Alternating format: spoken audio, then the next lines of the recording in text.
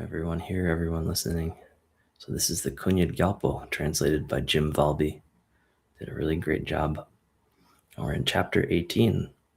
All is just thatness.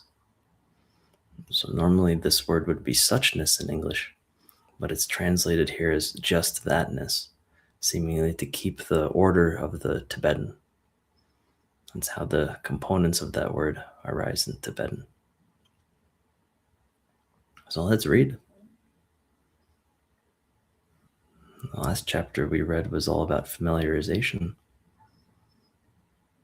And now the all-creating monarch, pure perfect presence, taught this Lung teaching that the real condition of all phenomena is his own state. He says, "Hey Mahasattva, listen. The manifestations of the entire animate and inanimate universe are manifestations of my nature. Their purity is the pure space of the real condition. Manifestations display various forms which educate." Already really nice. So manifestations are phenomena, and there's no need to even say phenomena because it sort of implies countability. There's one phenomenon, two phenomenon. You can do without that. It's the field of appearance, all appearances together. There's no need for division between them. So whatever's arising are just appearances within the nature. The nature is the nature of your mind. In the same way that appearances in a mirror have the nature of the mirror. They are not made out of anything else. So in that way, although the appearances are not the mirror, they're not made of anything other than the mirror. So too with all appearances. Everything here, everything now. You're somewhere. You notice what's around you, what's in the environment, what the body is feeling. So right now, all these things have the nature of mind.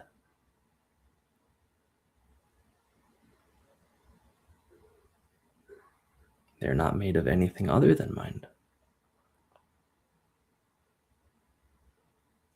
And so it says then the purity of these manifestations is the pure space of the real condition. Purity here means without fault. How are they pure? How are they without fault?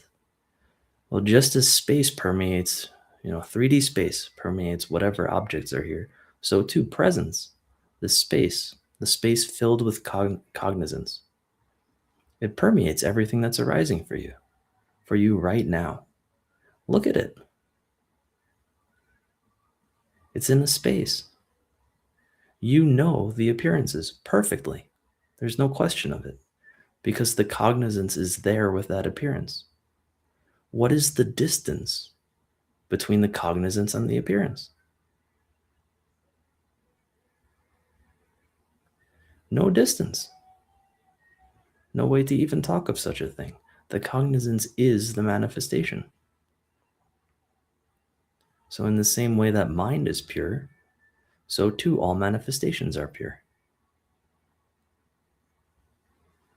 And lastly, all these forms that you see educate, which is kind of the central theme of this text, right?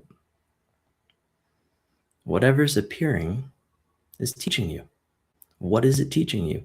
Its own essence, its own nature, the nature of mind, not information. It's teaching you what it is. It can't help but do that. It has to do that.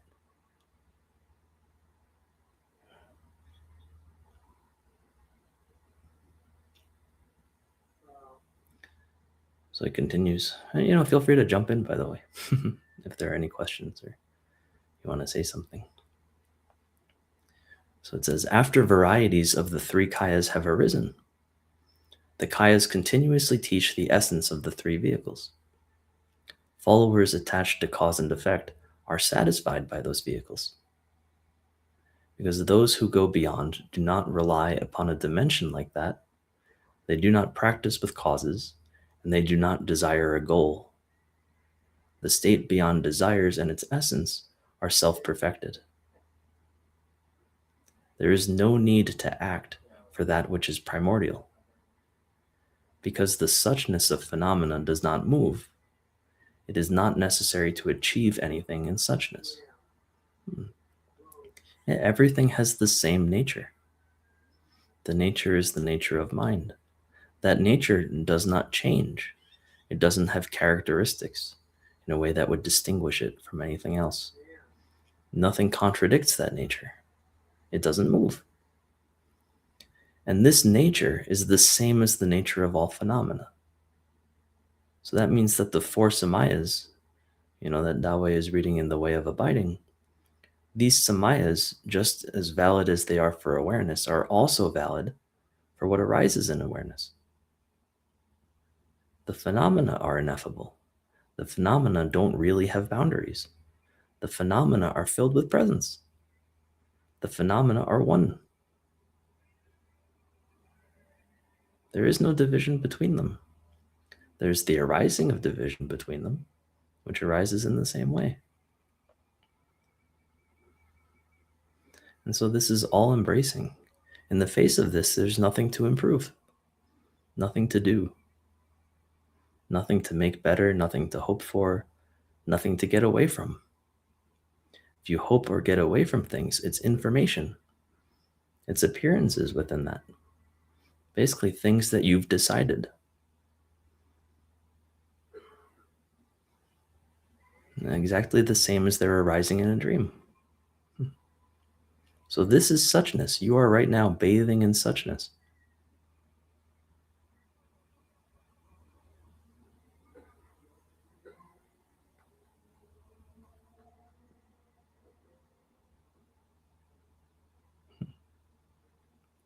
So it's as if one does search. Those contemplations with which search do not realize. Rather, those contemplations are the worst diseases. Oh, this is a nice phrasing too. Who is searching? Well, the searching process is basically a thought. A thought is searching. There's a watcher of that thought, a watcher looking at the one searching. The one searching is nothing more than a thought, an analysis. An analysis cannot really find. Conceptual mind, like Tal was talking about earlier, can't really find awareness. Best it can find is what we would call rest. Through analysis, through kind of giving up.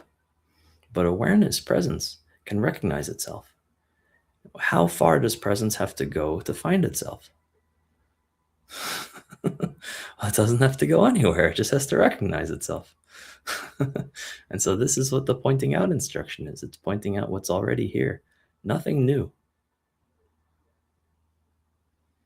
So to go searching within this, trying to find something, is just utter confusion. Hey, Mahasattva. All teachers other than me have various sacred activities to perform, stages of contemplation to conceive, various light rays to emanate, and dimensions to see. None of their conceptual objects ever move away from the authentic state. Their activities are never completed. Their conceived contemplations disappear. Their emanated light rays subside. None of their dimensions are seen. Thus, do not perform activities of searching. Hey, Mahasattva. Those Lung teachings, which try to realize by searching for some other dimension, are taught by followers of vehicles of cause and effect. Those who follow vehicles of cause and effect distinguish two aspects of the real condition, phenomena and the real condition, usually called absolute and relative, right? And then they achieve that by analysis. They say, yes, if I analyze this way, then there are appearances. If I analyze this other way, there is emptiness. And on the basis of that, they think that they understand emptiness.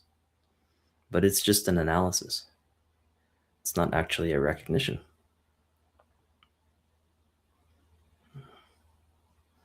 So, but there is no Lung teaching which discovers the real condition through phenomena. Thus he spoke. Through the analysis. The phenomena express their own nature, and that nature can't be found through analysis. You can kind of approximate it through analysis. You know, even in Sutrayana, if you go pick apart phenomena, this isn't bad. You're certainly getting rid of a lot of other searching. Now you're only searching 10% as much as you were before. But what it's doing is essentially giving you a karmic excuse to relax, to finally notice the thing that it's actually teaching. 10% confusion is still confusion. But maybe there's enough of a gap that you can be pointed out.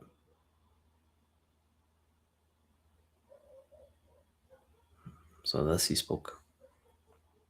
From the all-creating monarch of pure perfect presence, Bodhicitta, this concludes the 18th chapter about non-realization through searching.